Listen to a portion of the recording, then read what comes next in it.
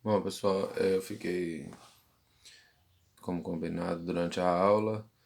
Eu escolhi, dentro da pedagogia da indignação, o texto O Descobrimento da América, que é a página 34 até a 36, é o primeiro capítulo da parte 2 do livro Pedagogia da Indignação, porque nele, que tem título Descobrimento da América, eu trouxe um pouco para a gente conversar rapidamente a questão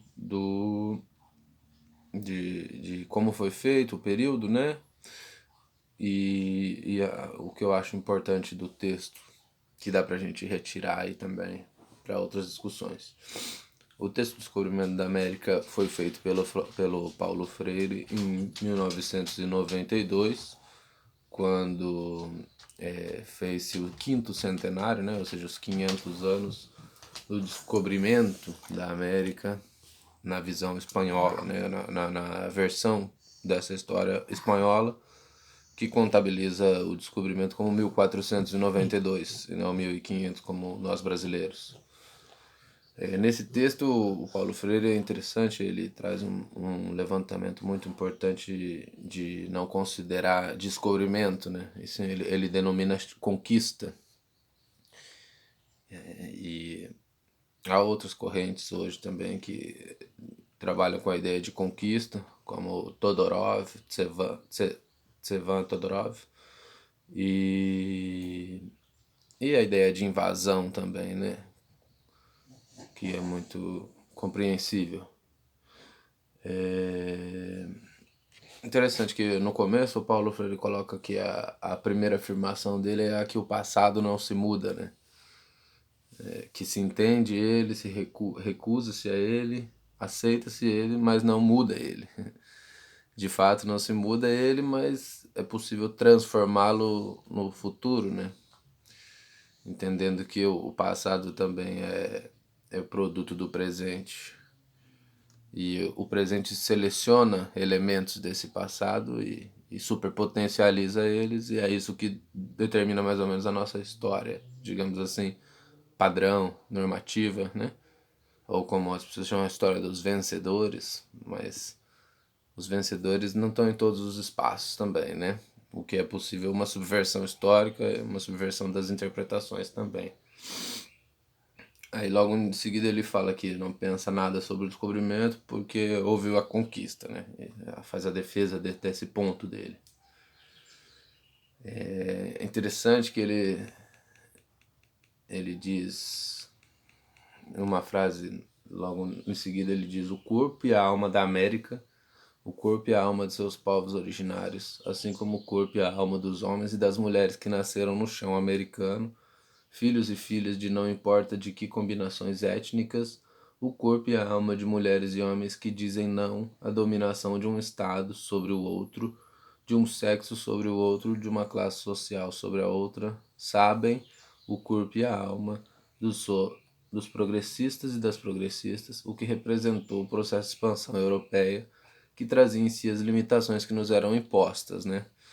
E as limitações que nos eram impostas, como eu disse, o passado é o presente também, reproduzido de outros elementos. Algumas limitações nos são impostas na atualidade também, né? Como dentro do contexto histórico de ser visto como descoberto, né? Como descobrido, por exemplo, digamos assim, que o fato de como isso reflete também a nossa alienação, né, de se ver como inferior muitas vezes. Não só nós brasileiros, mas todos os latino-americanos num contexto geral, a gente tem uma lógica a se ver como inferior aos outros, a se ver como subdesenvolvido, né? Essas construções, inclusive teórico-econômicas do século XX, nos anos 80 e 90, elas reverberam muito esse discurso, né? E, e logo em seguida ele coloca que por isso é que a melhor maneira não de festejar os 500 anos de invasão. E aí ele traz essa nova tendência de pensar que seria uma invasão. Mas a ideia de conquista também me parece mais interessante, porque houve uma invasão de fato, mas a invasão foi o processo da conquista, né? porque a conquista ela requer que você lute contra alguém. Então, e houve um processo de resistência que a comunidade indígena negra continua existente no continente, o que significa que o processo de resistência, que apesar de não fazer parte da história, também existe e por isso deve ser considerado conquista e não invasão.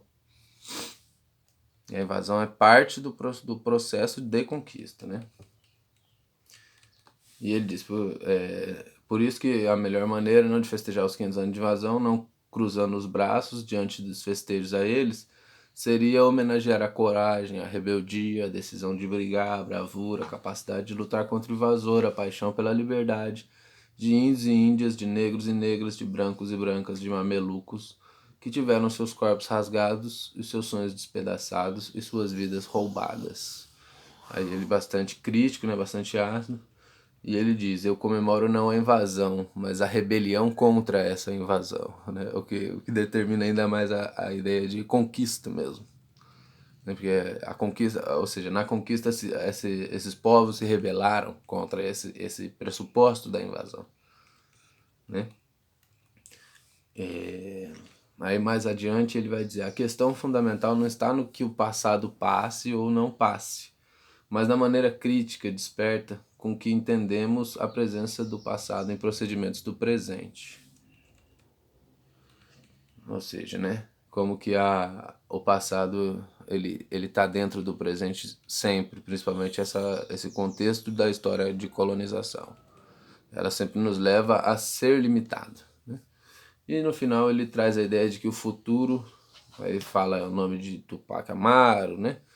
Simão Bolívar, São Martin, que são nomes muito importantes na história latino-americana, e diz que o futuro é dos povos e não dos impérios, né? E ele escreve em 1992, quando o Império Estadunidense supostamente reina, né? Já que o fim da União Soviética em 1991, então em 92 só existe um poder dominante no mundo inteiro. Então é bem interessante ver como a história do passado vai passando, mas ao mesmo tempo também surgem outras discussões que fazem a gente sempre voltar ao passado. Bom, é isso e desejo uma boa aula para todos vocês. Um abraço, tchau.